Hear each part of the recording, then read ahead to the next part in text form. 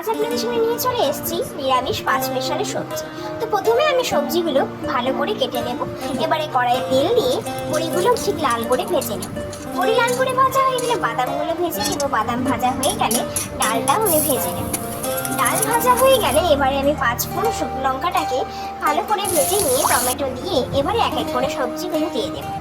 সবজিগুলো একটু নাড়াচাড়া করে এবারে তার উপরে কিছুটা নারকেল কোড়ানো দিয়ে দেব।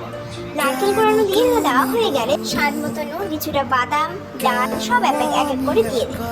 আর ডালের বড়ি, লঙ্কা, এসব হলুদ এগুলো দিয়ে নেড়ে চেড়ে কিছুক্ষণ পরে আমি নারকেলের দুধটা দিয়ে দেব। নারকেলের দুধ দেওয়া হয়ে গেলে এবারে হালকা করে নেড়ে চেড়ে জল দিয়ে দেব। জলটা অ্যাড করে আবারও একটু নেড়ে চেড়ে কিছুক্ষণের জন্য ঢাকা দিয়ে দেব। ঢাকাটা খুলে আমি কিছুটা ঘি অ্যাড করে দিলাম।